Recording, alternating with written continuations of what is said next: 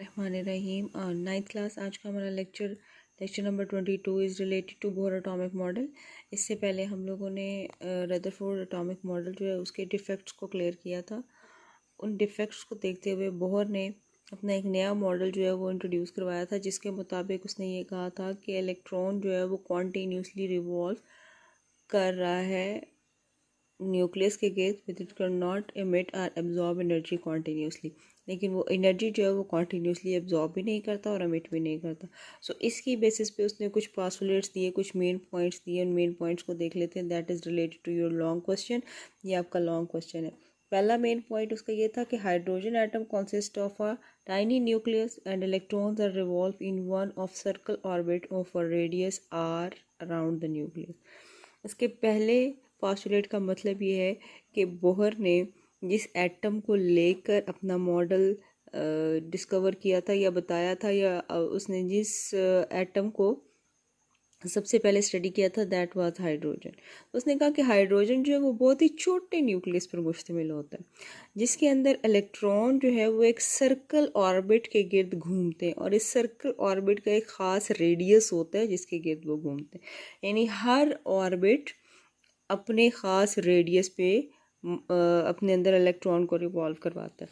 अगर हम बोहर के एटॉमिक मॉडल की बात करें तो उसके मुताबिक डिफरेंट टाइप के रेडियसेस मौजूद थे, यानी डिफरेंट ऑर्बिट्स मौजूद है। अगर आप देखो तो हर ऑर्बिट का रेडियस दूसरी ऑर्बिट के रेडियस से मुख्तलिफ है। इसलिए उसने ये बात की कि एटम के गिर्द मौजूद जो सर्कल पाथ है उसका एक स्पेसिफिक रेडियस होगा। क्योंकि उसने स्टडी हाइड्रोजन को किया था, इसलिए उसने हाइड्रोजन के हवाले से ये बात कर दी। लेकिन हम इसको हर तरह के एटम के ऊपर अप्लाई करेंगे। यानी हर एटम में जो न्यूक्लियस होता है उसके अराउंड जो सर्कुलर पाथ होते हैं उनका स्पेसिफिक रेडियस होता है, और उस सर्कुलर पाथ के अंदर इलेक्ट्रॉन जो है वो रिवॉल्व करता है, जिसका रेडियस आर से मेंशन किया जाता है। ये पॉइंट नंबर 1 था। Point number 2 mean each orbit has a fixed energy that is quantized. वो कहते हैं कि हर ऑर्बिट जो है उसकी एनर्जी फिक्स होती है, मखसूस होती है। यानी अगर आप एनर्जी लेवल नंबर 1 की बात करते हो, उसकी एनर्जी 2 की एनर्जी से टोटल डिफरेंट होगी, 2 की 3 से डिफरेंट होगी, 3 की 4 से फिक्स्ड होती है, क्वांटाइज्ड होती है। क्वांटाइज्ड और क्वांटा जो क्वांटम का जो वर्ड है ये क्वांटम थ्योरी ऑफ रेडिएशन से निकला था। क्वांटम थ्योरी ऑफ रेडिएशन क्या है, ये आपको दी थी प्लांक्स कांस्टेंट। प्लांक्स ने हमें बताया था, रेडिएशंस की एक थ्योरी थी जिसको उसने क्वांटम थ्योरी का नाम दिया था। तो उस रेडिएशन की थ्योरी के मुताबिक हर ऑर्बिट की एनर्जी जो है वो क्वांटाइज्ड होती है, मखसूस होती है, फिक्स होती है, और उसकी अपनी एक ख़ास वैल्यू होती है। Point number 2। पॉइंट नंबर 1 ये था कि हर इलेक्ट्रॉन जो है वो अपनी एक मखसूस रेडियस वाले ऑर्बिट के अंदर घूमता है। पॉइंट नंबर 2 ये है कि हर ऑर्बिट जो है उसकी एनर्जी फिक्स होती है। Point number 3 is as long as electron remain in particular orbit, it does not radiate or absorb energy. The energy is emitted or absorbed only when an electron jump from one orbit to another orbit. That is very very important. उसके कहने का मतलब ये था कि अगर electron अपने ही एक मखसूस ऑर्बिट के अंदर मौजूद है, so it does not radiate energy, तो वो एनर्जी नहीं देगा ना ही लेगा। फर्स्ट कर लेते हैं, आपके पास एक इलेक्ट्रॉन जो है वो ऑर्बिट नंबर 2 यानी एल वाले ऑर्बिट के अंदर जो है वो घूम रहा है। तो अगर ये अपने ही ऑर्बिट के अंदर घूमता है तो फिर इसको कोई ज़रूरत नहीं है ये एनर्जी किसी से ले या एनर्जी किसी को दे। ठीक है, मैं अगेन इस बात को क्लियर कर देती हूँ। पॉइंट नंबर 3 के मुताबिक अगर इलेक्ट्रॉन अपने ही ऑर्बिट में मौजूद है, अगर इलेक्ट्रॉन को ऑर्बिट नंबर 2 है, 3 है या 4 है, फर्ज करें जी इलेक्ट्रॉन को ऑर्बिट नंबर 2 था और इलेक्ट्रॉन इसी के अंदर रिवॉल्व कर रहा है, it does not radiate energy, इसको कोई ज़रूरत ही नहीं है, ना ये एनर्जी देगा ना ही ये एनर्जी लेगा। फिर उसको कब ज़रूरत पड़ती है एनर्जी देने की या एनर्जी लेने की? रेडिएशन की सूरत में इसने एनर्जी देनी है या रेडिएशन की सूरत में इसने एनर्जी लेनी है? वो कहता है द एनर्जी इज़ एमिटेड और एब्जॉर्ब, एनर्जी या तो दी जा सकती है या फिर एब्जॉर्ब की जाएगी only when an electron jump from one orbit to another orbit, जब इलेक्ट्रॉन एक ऑर्बिट से दूसरे ऑर्बिट में जंप करेगा। यानी उसको कोई मजबूरी है, उसने इस ऑर्बिट में नहीं रहना, किसी और ऑर्बिट में जाना है, तो फिर ये या तो एनर्जी देगा या एनर्जी लेगा। दो सूरतें हो सकती हैं, या तो इलेक्ट्रॉन हायर एनर्जी लेवल से लोअर एनर्जी लेवल की तरफ चला जाए, या दूसरी सूरत में लोअर एनर्जी लेवल से हायर एनर्जी लेवल में आ जाए। पॉइंट नंबर 3 जो है वो दो बातों का मजमूआ है। पहली बात उसने ये की कि electron does not radiate energy when it remain its own particular orbit. जब ये अपने ही ख़ास ऑर्बिट के अंदर मौजूद रहेगा, इसने ना तो एनर्जी देनी है और ना ही एनर्जी लेनी है। हाँ, जब इसको जंप करना पड़ेगा, जब ये हायर ऑर्बिट से लोअर ऑर्बिट में आ जाए या लोअर से हायर में चला जाए, किसी भी ऑर्बिट में चला जाए, अपनी जगह छोड़ दे, तब इसको एनर्जी देनी पड़ेगी या इसको एनर्जी जो है वो लेनी पड़ेगी। यही बात रदरफोर्ड कहता था कि जी ये मुसलसल घूम रहा है, मुसलसल एनर्जी दे रहा है। बोहर ने यहाँ ये बात गलत कर दी, उसने कहा नहीं जी ऐसा नहीं है, इलेक्ट्रॉन उस सूरत में एनर्जी देगा या लेगा जब उसको अपनी जगह छोड़नी पड़ेगी।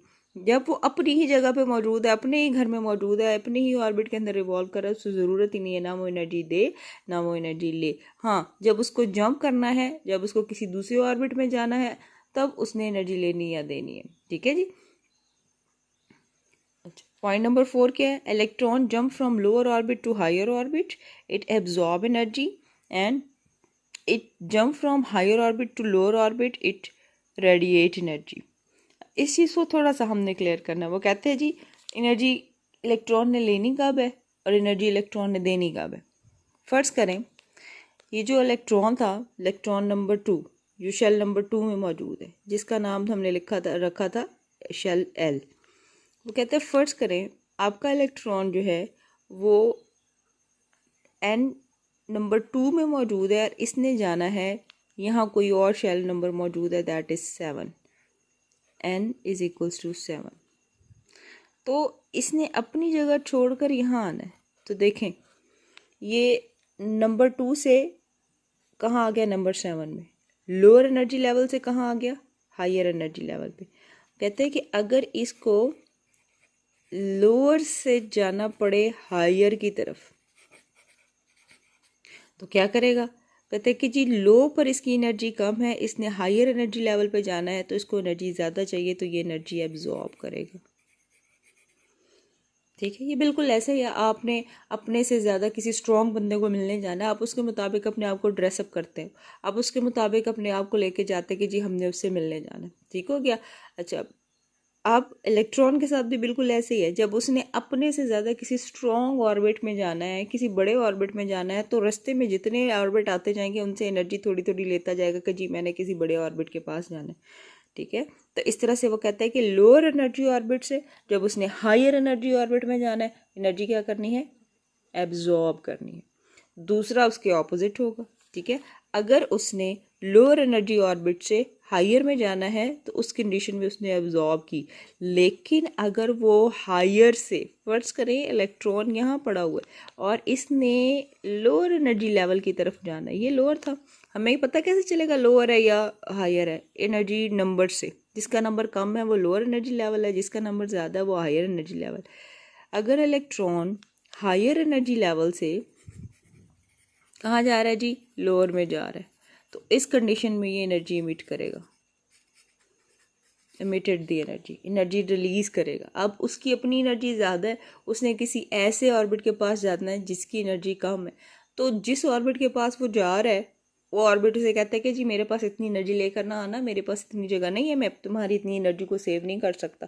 तो उसकी मजबूरी है, वो कहता है जी चलो ठीक है, अगर मैंने आना है तो मैं अपनी एनर्जी जो है वो रिलीज़ करके आऊँगा, अपनी एनर्जी जो है उसको क्या कर दूंगा? वहाँ से एमिट करके आऊँ। बात क्लियर हो गई? दोनों बातें पॉइंट नंबर 4 में उसने आपको क्लियर कर दी हैं। वो कहता है कि जब इलेक्ट्रॉन लोअर एनर्जी ऑर्बिट से हायर एनर्जी ऑर्बिट की तरफ जाएगा तो एनर्जी एब्जॉर्ब करता जाएगा, और अगर ऑर्बिट हमारे पास हायर है और इलेक्ट्रॉन लोअर में जा रहा है तो एनर्जी क्या करेगा जी? रिलीज़ करेगा। एनर्जी का ये जो चेंज है, आपको कैसे पता चले कितनी एनर्जी उसने एब्जॉर्ब की, कितनी एनर्जी रिलीज़ की? इस एनर्जी के चेंज को डेल्टा ई से ज़ाहिर किया जाता है, और इसका एक फार्मूला है delta E is equals to E2 minus E1। E2 क्या है? हायर एनर्जी, माइनस कर दो लोअर एनर्जी, इन दोनों को इक्वल किया है एच वी के। H is a Planck's constant, V हमारे पास जो है वो इसकी वैल्यू वेलोसिटी में आ जाएगी कि कितनी है। या एच म्यू भी कहा जाता है इसे, ठीक है। That is the formula from which we can calculate the energy emitted and absorb by an electron. ये वो फार्मूला है जिससे हम ये पता चला सकते हैं कि कोई भी ऑर्बिट जो है उसमें इलेक्ट्रॉन ने कितनी एनर्जी एब्जॉर्ब या रिलीज़ की। यहाँ एच प्लैंक्स कांस्टेंट है जिसकी वैल्यू है 6.63 into 10⁻⁻34 joule second. That is your MCQ। Clear हो गया, ठीक है। अब तक की बातों में हमने ये बात कर दी कि हर इलेक्ट्रॉन जो है वो एक ख़ास रेडियस के अंदर घूमता है, उसकी एनर्जी फिक्स होती है, और इलेक्ट्रॉन अगर अपने ही ऑर्बिट में मौजूद है, ज़रूरत नहीं है उसको एनर्जी देने या लेने की। जब उसने जंप करना है तो एनर्जी देनी है या लेनी है। जब उसने लोअर एनर्जी लेवल से हायर एनर्जी लेवल में जाना है तो एनर्जी को एब्जॉर्ब करते जाना है। जब उसने हायर एनर्जी लेवल से लोअर एनर्जी लेवल में जाना है तो फिर उसने एनर्जी जो है वो एमिट करते जाना है। एनर्जी लेवल्स का आपको उनके नंबर से पता चलेगा। जैसे जैसे न्यूक्लियस से दूर होते चले जाएंगे एनर्जी लेवल्स बढ़ते जाते हैं, रेडियस भी बड़ा हो जाता है। जाहिर सी बात है जब रेडियस बड़ा होगा तो उसकी एनर्जी भी उतनी ज़्यादा होगी। जैसे जैसे न्यूक्लियस के करीब जाते जाएंगे वैसे वैसे उसका एनर्जी लेवल जो है वो छोटा होता जाएगा। यानी N1 का एनर्जी लेवल जो है वो N4 के एनर्जी लेवल से कम है, ठीक है। N1 के अंदर इलेक्ट्रॉन जो है वो घूमेगा तो उसकी एनर्जी कम होगी। N4 के अंदर इलेक्ट्रॉन अगर घूम रहा है तो उसकी एनर्जी जो है वो ज़्यादा होगी, ठीक हो गया जी। ये तो था हमारे पास उसके point number 4। Now let's see the point number 5। एक इम्पॉर्टेंट पॉइंट है, उसको देख लेते हैं। और लास्ट पॉइंट है, वो कहते हैं electron can revolve only in orbit of a fixed angular momentum. Angular momentum क्या होता है? एंगुलर मोमेंटम का मतलब है the strength of an electron which revolve in circular path. Angular momentum mean किसी भी इलेक्ट्रॉन की वो ताकत जो उसको सर्कल में घुमा कर रखती है। अब हर इलेक्ट्रॉन की अपनी मखसूस ताकत है, अगर वो उसके पास नहीं है तो वो उस इलेक्ट्रॉन को अपने सर्कल में घूमने की इजाज़त नहीं देगी। यानी अगर आप बात करते हैं शेल नंबर 2 की, तो शेल नंबर 2 में जितने इलेक्ट्रॉन होंगे उनकी एंगुलर मोमेंटम स्पेसिफिक है। एंगुलर मोमेंटम का वर्ड जहाँ कहीं भी आ जाए इट मीन टू से the strength of electron revolve in circular path. Electron की वो स्ट्रेंथ जो उसको सर्कुलर पाथ यानी ऑर्बिट के अंदर घुमा कर रखती है। ऑर्बिट में घुमाने वाली ताकत अगर ये नहीं है तो फिर हमारे पास कोई भी इलेक्ट्रॉन ऑर्बिट में रिवॉल्व नहीं कर सकता। और हर इलेक्ट्रॉन की एंगुलर मोमेंटम फिक्स है। हमें कैसे पता चले कि एंगुलर मोमेंटम फिक्स है या नहीं? उसके लिए जी हमारे पास फार्मूला है, उसको देख लेते हैं। Angular momentum is equal to mvr is equal to nh/2 pi. m क्या है जी? Mass of electron.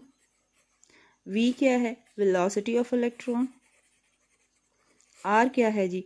Radius of orbit. वो कहते हैं ये तीनों चीज़ें मल्टीप्लाई हो जाएं तो किसके इक्वल आ जाती हैं? NH/2 पाई। n क्या है यहाँ? n is the number of orbit which is 1 2 3 4 and so on. h क्या था? Planck's constant. वैल्यू कितनी थी इसकी? 6.63 इंटू 10⁻⁻34 जूल सेकेंड। ठीक हो गया जी, क्लियर। अगेन पॉइंट नंबर 5 मैं क्लियर कर दूं।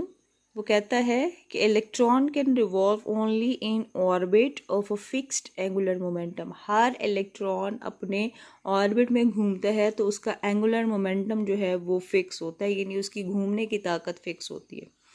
We can calculate the angular momentum of all the electron present in different orbits. For example, मेरे पास कोई भी एक एटम है, ठीक है, उसमें मुख्तलिफ इलेक्ट्रॉन्स अवेलेबल। मैंने इस इलेक्ट्रॉन का एंगुलर मोमेंटम कैलकुलेट करना है। That is shell number 1 2 3 and 4। यानी मैं शेल नंबर 4 में मौजूद इलेक्ट्रॉन का एंगुलर मोमेंटम कैलकुलेट करना चाहती हूँ, तो मैं इसको इस फार्मूला के ज़रिए कर सकती हूँ। mvr is equals to n की जगह मैं लगाऊंगी 4 क्योंकि शेल का नंबर है 4। 4 multiply 6.63 into 10⁻⁻34 divided by 2 multiply by 3.14। पाई की वैल्यू 3.14। जब आप इसको मल्टीप्लाई डिवाइड करोगे तो आपके पास angular momentum of 4th electron आ जाएगा। एंगुलर मोमेंटम ऑफ 1 इलेक्ट्रॉन हमने कैलकुलेट करना है, तो मेरे पास क्या होगा, that is for fourth electron, fourth के लिए हो गया। अगर आपने फर्स्ट के लिए कैलकुलेट करना है तो यही फार्मूला लगाएंगे, MVR is equals to 1 multiply 6.63 into 10⁻⁻34 divided by 2 into 3.14। इस तरह से जब आप इसको कैलकुलेट करोगे तो ऑर्बिट नंबर 1 का angular momentum and orbit number 2, 4, 3, 5 सब का एंगुलर मोमेंटम डिफरेंट आएगा। कभी भी ऐसा नहीं होगा कि angular momentum of 1 will be equal to the angular momentum 4। क्यों? Because radius is different. Radius different होने के साथ साथ शेल नंबर चेंज हो जाते हैं। शेल नंबर चेंज होने के साथ साथ एनर्जी लेवल जैसे ही चेंज होगा तो हर इलेक्ट्रॉन की घूमने की ताकत दूसरे इलेक्ट्रॉन की घूमने की ताकत से डिफरेंट आएगी। बात समझ में आ गई। पॉइंट नंबर 5 जो है बहुत इंपॉर्टेंट है कि हर इलेक्ट्रॉन अपनी ख़ास एंगुलर मोमेंटम की मदद से अपने आप को सर्कल में घुमा कर रखता है और हर इलेक्ट्रॉन की एंगुलर मोमेंटम जो है वो कैलकुलेट की जा सकती है। किस फार्मूला के मुताबिक? MVR is equals to NH/2π। N जो है वो शेल का नंबर है जिससे आपको ये पता चलेगा कि किस शेल का आपने इलेक्ट्रॉन कैलकुलेट करना है, उसका मोमेंटम देखना है। H जो है वो प्लांक्स कांस्टेंट है, इसकी वैल्यू फिक्स होती है। 2 यहाँ पर कांस्टेंट है। पाई की वैल्यू जो है वो आपको पता है। जब आप सारी वैल्यूज लगाकर मल्टीप्लाई डिवाइड करोगे तो आपके पास जो आंसर आएगा वो उस ऑर्बिट का एंगुलर मोमेंटम होगा जिसका आपने कैलकुलेट करना है। क्लियर हो गई बातें? ठीक है जी। That is related to Bohr atomic theory. आज का आपका टास्क ये है कि आपने अपनी नीट नोटबुक के ऊपर पेज नंबर 34, बुक का पेज है जी 34, पेज नंबर 34 बुक में दिया हुआ है, उसमें डिफरेंसेस दिए हुए हैं Rutherford atomic theory and Bohr atomic theory. एक तो आपने वो डिफरेंस लिखना है, ठीक है। दूसरा आपने सॉल्व करनी है test yourself, that is 2.2। Test yourself 2.2,